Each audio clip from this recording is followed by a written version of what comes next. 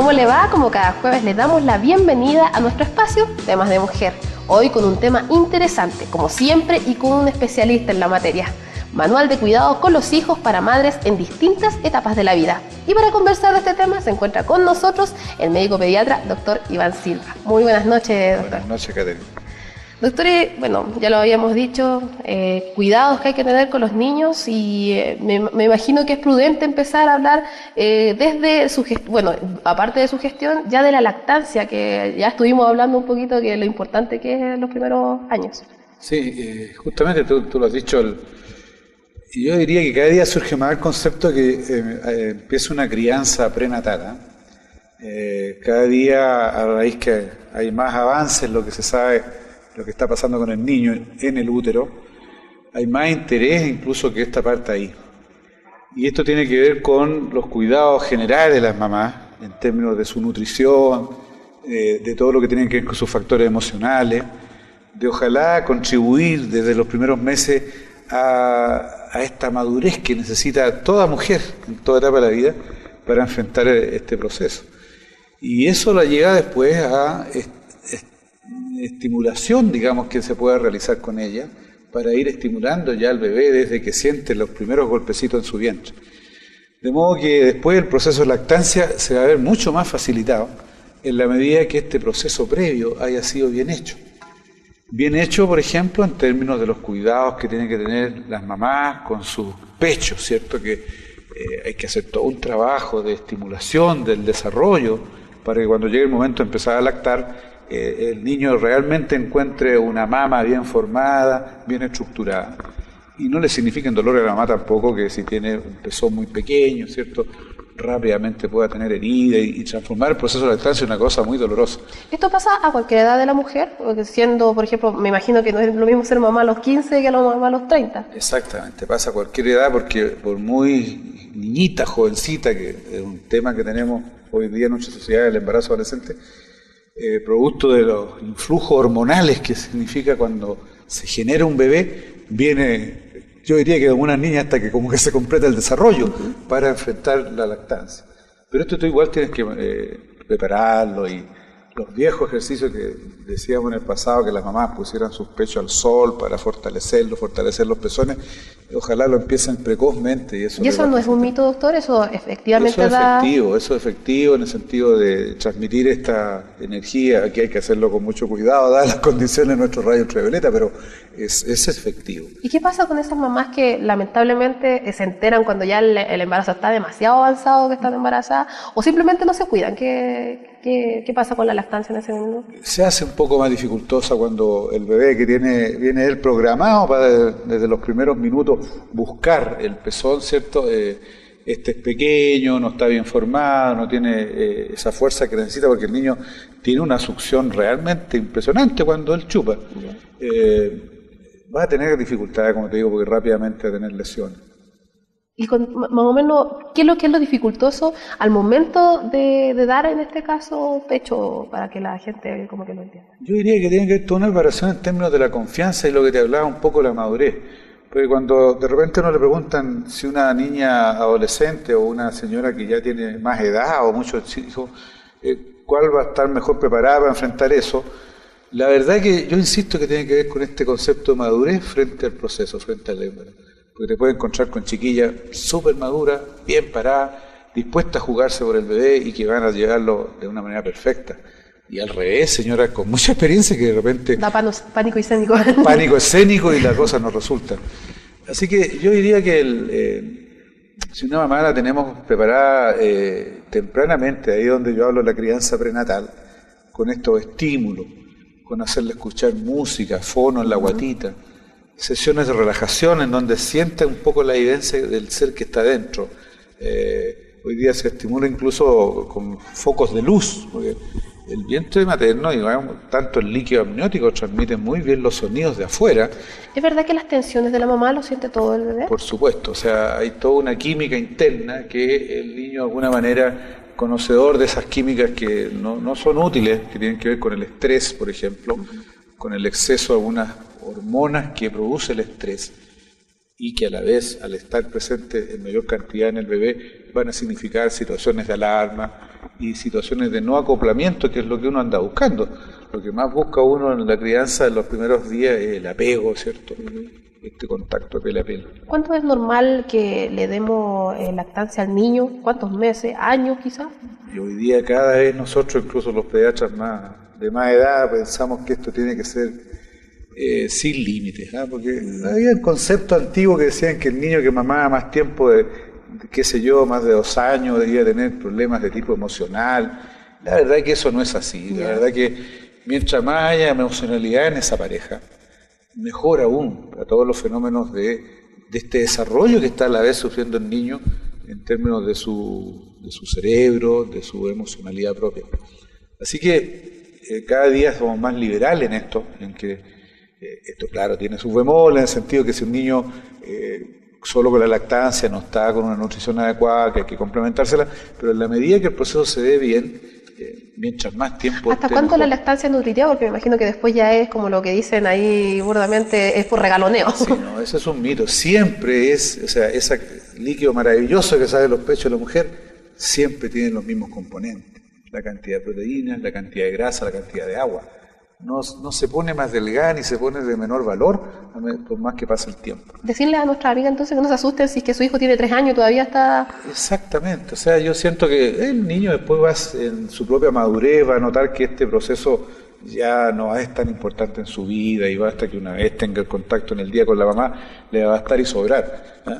Los niños solo van después abandonando eso, ¿no? Y cuando dejan el pecho de la mujer, me imagino que también siente como, ya no me necesita. Ya, así pasa un poco, ¿eh? Ya. Y bueno, y basándonos también, lo que está muy de moda en este momento es la vida saludable.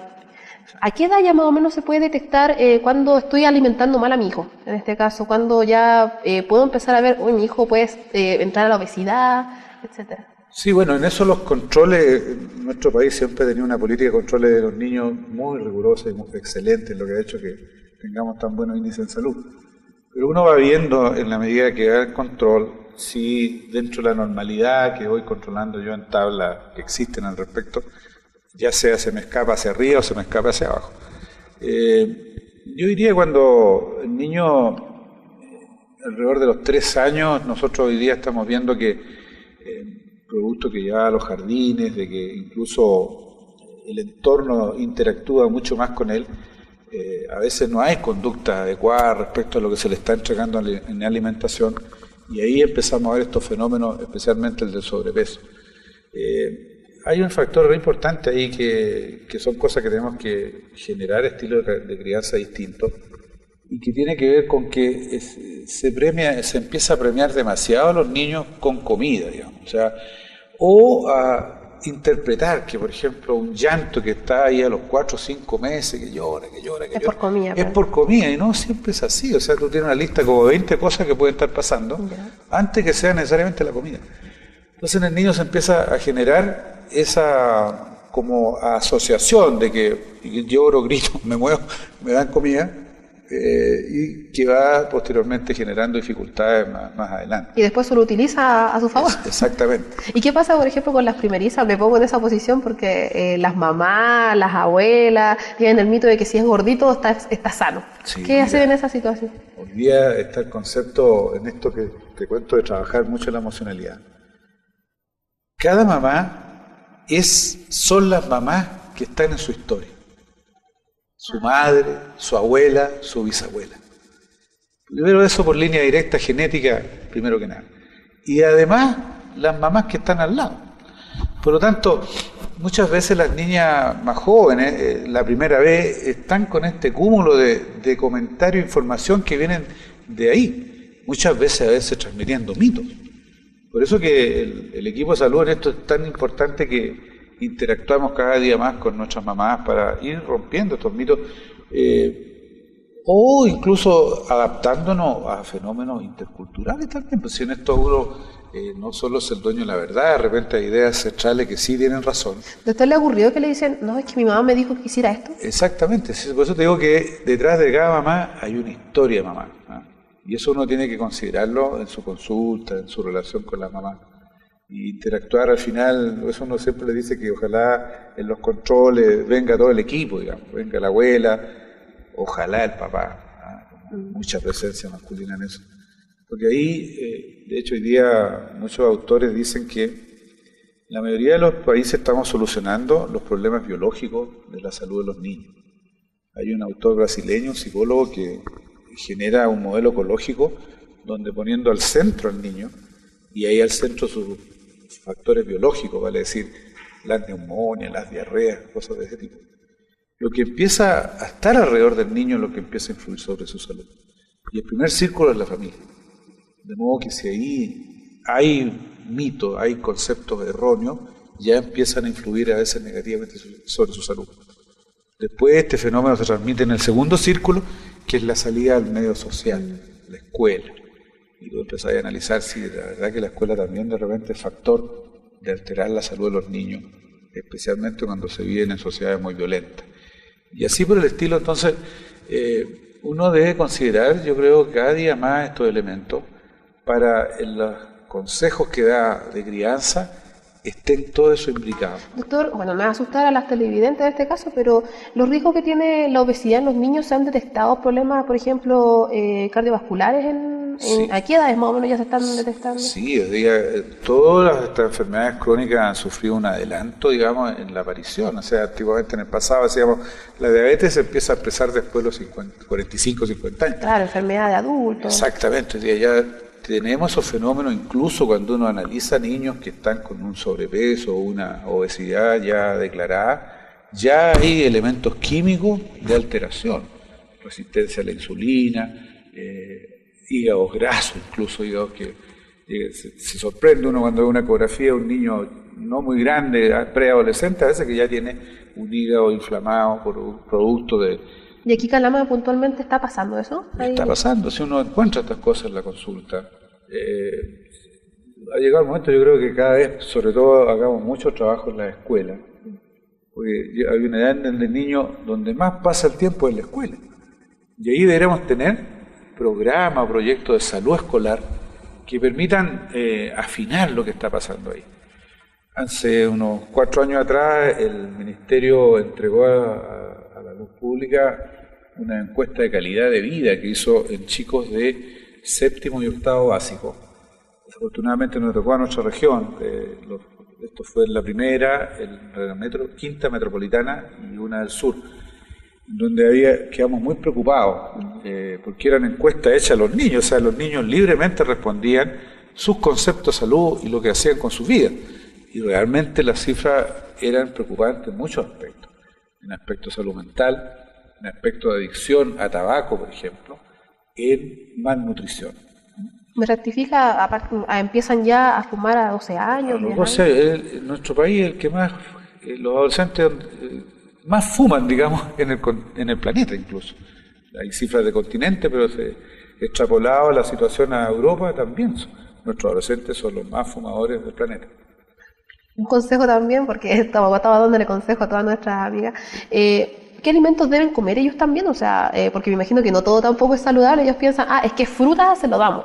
O es un pan que le va a hacer daño. ¿Qué es lo que debería, por ejemplo, tener en una mochila este niño de 6 años en este caso? Bueno, la comida más importante de un niño que está en la escuela es el desayuno. El desayuno tiene que ser con un aporte rico en hidratos de carbono que sean de fácil consumo. La fruta, el jugo. ¿Los galletones? ¿Esos son...? Mira, no mucho, porque en realidad no conozco todavía galletones saludables, porque en realidad es una mezcla de muchas cosas y cuando uno ve para que empecemos a descartar, porque dice galletones para los niños, para su equilibrio saludable. Yo estoy insistiendo hoy día a los muchachos que se ríen mucho porque los estoy obligando a que se levanten temprano, porque ya que la comida más importante del día es el desayuno, se tienen que levantar más temprano, porque... Ya lo estresamos a las 8 de la mañana, tienen que levantarse a las 7. Yo creo que hay que cambiar mucho los hábitos de los muchachos que se están acostando demasiado tarde. Como consejo, si quieren crecer, estén acostados a las 9 de la noche, porque de ahí para adelante empieza a actuar la hormona de crecimiento. Por lo tanto, si a esa hora estoy ya mi organismo descansando, es posible que la hormona actúe y me haga crecer. Sin embargo, los muchachos se quedan ahí pegados en las pantallas hasta el computador también, eso es peligroso. ¿Qué es lo que les puede alterar en este caso hasta última hora del día con el computador prendido? Yo diría que un poco en la falta, siempre hay estudios sí que hablan, que han relacionado que los juegos violentos en pantalla, ¿cierto? hay algunos que son realmente violentos, y tienen implicancias sobre el desarrollo emocional de los niños y que por eso que ellos de repente tienen conductas violentas también. Pero más que nada va por el lado, yo trabajo un poco ese tema de los hábitos, de que acostarse temprano, dormir como corresponde. El organismo, los niños siempre uno le hace entender de que pese a estar durmiendo, está trabajando activamente. Hasta el cerebro, que tú estás como inconsciente, pero igual está trabajando, generando hasta el sueño de repente. Tu corazón, tus riñones, tus pulmones están generando un gasto energético muy alto para mantener la maquinaria viva durante la noche. Por lo tanto, al día siguiente, al desayuno, tienes que ingresar esas calorías que perdiste en la noche. Por eso que levantarse un poquito más temprano para sentarse cómodamente en la mesa con su vaso de leche o su yogur. Si van a comer pan, no los prohibimos mucho, ojalá que pudieran comer pan más integral, más que lleve más fibra y no tanto calorías. Ojalá que sea marraqueta, que por la preparación tiene menos grasa que la yuya, por ejemplo. Pero se pueden comer incluso una pechuguita de pavo que tiene poco, es muy sana, mucha pura proteína. Y con eso se van a clase, ¿te fijas? Ahora, hacer eso en un niño hoy día es imposible, porque un poquito que coman de eso ya les duele el estómago. Pues no lo tienen acostumbrado. Doctor, y eso se da mucho, por ejemplo, en este caso a las madres que trabajan, que por un tema de apuro le dan cualquier cosa. Exactamente, ese es otro gran tema, porque relacionando lo que estábamos hablando de la lactancia, los procesos de crianza, el hecho de la entrada de la mujer al mundo laboral ha significado un cambio radical en las relaciones madre-hijo y familiar incluso. Ahora, uno tiene que tener la mente abierta y no va a prohibirle a la mujer que trabaje. Uno está de acuerdo en que su propia expresión como mujer, tiene que tener un cauce también. El punto es que hay que equilibrar eso y ver maneras, por eso que los pediatras nos la jugamos porque el postnatal durara más de los escuálidos 3 meses que duraban. Y es más, siempre proponemos que debiera durar 1 año, ¿no? ¿Qué le parecen los 6 meses? Bien, pero yo quisiera que durara 1 año personalmente. Yo pienso que ese periodo, cuando ya la mujer puede ver gatear, caminar a su hijo, interactuar más con él, lo va a transportar mejor en su desarrollo de ahí para adelante, ¿no? ¿Puedo entender que quizás las niñas adolescentes, que en este caso son madres, pasan más tiempo con ellos que a diferencia de las mamás, por ejemplo, en mi caso, 30 años que trabajan? Así es, porque las chicas, enfrentar esta situación, efectivamente, hay colegios incluso que les posibilitan esta relación mucho más fluida, ¿no? En el sentido de esperarla para las pruebas, de incluso permitir que el exámenes libres, ¿cierto? Así que tienes razón, o sea, realmente una niña adolescente está casi en mejor situación de que una mamá. Ahora siempre digo a la mamá que trabajen, que no se sientan culpables de esta situación y buscar los mecanismos en donde esto se pueda compensar. Por ejemplo, ahí tiene que entrar fuertemente la pareja a compartir algunas labores. Hay trabajos muy bonitos que hablan cuando nosotros los varones están del momento mismo del parto, estamos participando, ayudando al proceso de apego, interviniendo en la situación de controles. La mujer está más tranquila, más relajada, tiene más leche, ¿cierto? El niño ve también una situación de mayor, uniformidad en lo que él está viendo.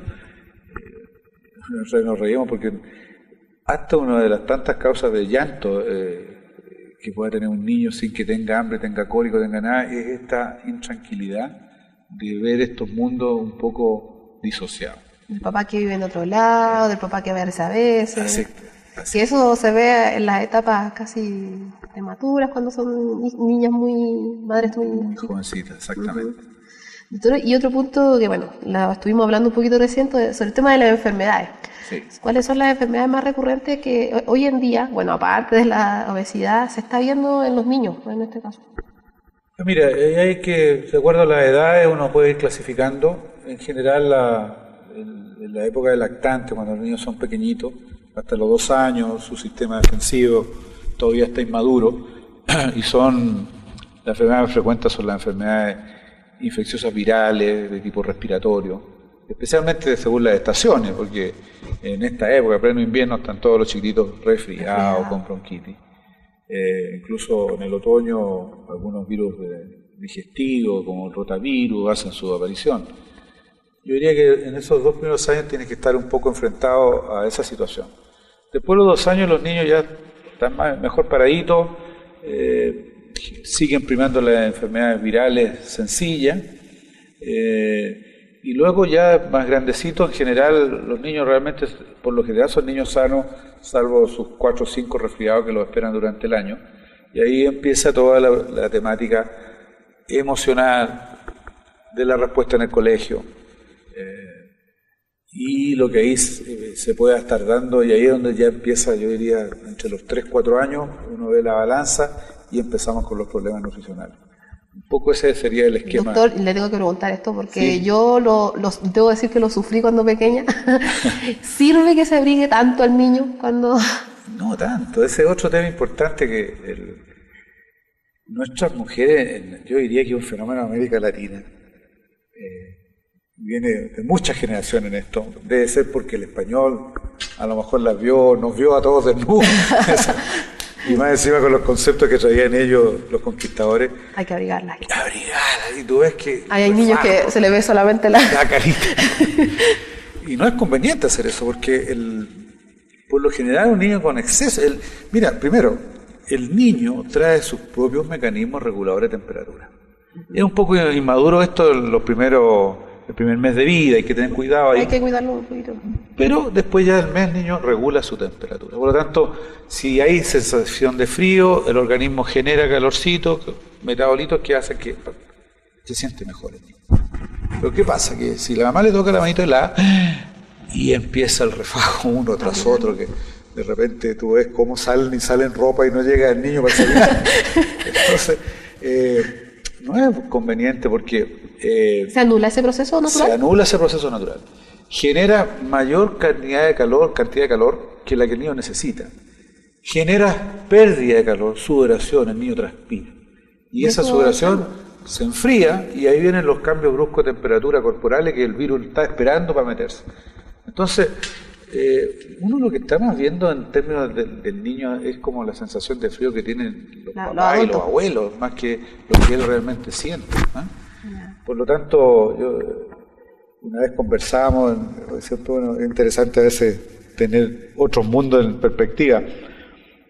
Yo quedaba maravillado con esa ropa que usan los montañistas, que usan debajo para protegerse en lo frío que hay en la alta montaña. Y que son de un material maravilloso que te absorbe la transpiración, te da calor. Y por lo tanto los tipos andan con pocas cosas arriba, porque no podrían andar con mucho, imagínate. Se sobrecargan. Sobrecarga y arriba poniendo piolet y cosas así. Ahí hay una industria que no se ha desarrollado en realidad, que sería generar más que tanto ropaje, un peluchito o una ropa que le quede abajo al niño y lo proteja de estas cosas. Y después le puedes poner el chalequito y se acabó. Es ahí la explicación de cuando la mamá dice, pero ¿cómo si yo no lo desabrigué? No lo desabrigo nunca, loco. Y esta generación de esos cambios de temperatura, el pasar de la situación de exceso a calor a un frío, es lo que genera la enfermedad. ¿Es bueno aislarlo tanto de, por ejemplo, el entorno? Porque hay mamás que llegan al extremo de no sacarlos de la casa a los niños. Claro, o sea, hay épocas de la vida, sobre todo en nuestra ciudad, que aquí tenemos condiciones ambientales bien especiales. Yo diría que hasta los 6 meses hay que ser muy cauto aquí en Calama, con los cambios tan bruscos de temperatura del día, el exceso de luz ultravioleta, el viento de repente. Por lo tanto, yo les digo, los primeros 6 meses ojalá que sea una vida más de interior, ¿no? Pero ya después el niño necesita este contacto con conocer la naturaleza, ¿sí? Hacer situaciones bien controladas que permitan que a lo mejor en un pequeño jardincito el niño pueda estar maravillado viendo el verdor, escuchando el sonido de los pájaros. ¿Sirve que él, no sé, quizás juegue con tierra, con agua? Porque hay mucha gente que no, que le va a dar esto, que le va a dar lo otro. Sí, lo importante es no se coma la tierra. Claro. Hay que dejar el niño esta expresividad, que conozca las cosas, conozca las texturas. Hay una etapa de la vida que eso es muy importante. Y hay papás que, digo mamá y papá, porque le limitan ese tiempo a los niños. Exactamente. En los términos de crianza, el niño, mira, lo primero que hay que entender, y eso ya se sabe, todos los estudios lo demuestran, que el ser humano somos maravillosos en eso, 12 inteligencias metidas aquí adentro. distintas formatos. Hay un Alexis Sánchez por un lado, que tiene una inteligencia sinestésica de movimiento, el Lionel Messi igual. Pero por otro lado hay un Mozart que a los 4 años ya interpretaba piano. Y esos son fenómenos y situaciones cerebrales. Y uno tiene que darle expresión a esas cosas y estimularlas. Por lo tanto, esto que un niño juegue con tierrita, con cosas, también puede ser expresión de otro tipo de inteligencia que tiene que ver con inteligencia espacial, que es la que tienen los arquitectos, por ejemplo, que lo hacen que los tipos dominen. Yo habría sacado puro uno en arquitectura, pero que es una cualidad. Y lo mismo el otro que tiene habilidad en las manos para o ser un orfebre o arreglarte tu auto en cosa de 5 minutos. Doctor, y ya para cerrar, ya se nos fue volando el tiempo. Hay mamás que corren por todo el médico. Cuando hay cosas que se pueden cuidar en casa y otras cosas que no, dejar de ser tan alarmista quizás. Exactamente. Sí, en eso nuestra gran responsabilidad como equipo de salud es hacer mucha educación. Enseñarle a nuestra mamá a diferenciar las enfermedades leves o graves. Tienen patrones. Si tú me traes al niño que está resfriadito, quizás con no mucha fiebre, yo te tengo que enseñar que mira, respira bien, se alimenta, no es tanta la fiebre, está conectado. Entonces, cuídalo. Esta es la situación de una enfermedad leve. Pero al otro lado tenemos la situación que tengo que enseñarte cuando sea grave y en ese caso ir a consultar. Porque hoy día muchas veces los niños más se enferman en el contacto con otros niños en los servicios de urgencia, en las consultas, las largas esperas, donde hay N niños eliminando virus. Así que yo creo que quizás ha faltado a nosotros en términos de educación para la salud, ha sido transmitirle más confianza y seguridad a las mamás. Transmitir una información idónea, precisa, romper mitos, cosa que ellas se sientan empoderadas, como se dice hoy día, en actuar con capacidad, con capacidades de actuación. Doctor, bueno, como ya le mencionaba, se nos fue el programa, por supuesto, y lo dejo invitado ya para los próximos temas de mujer, que por lo bueno yo le voy a seguir preguntando cosas porque hay mucho interés en varios puntos. Bueno, así que así invitamos para el próximo jueves, como siempre, temas de mujer, aquí con un representante que sabe diferentes materias. Muy buenas noches, que descansen.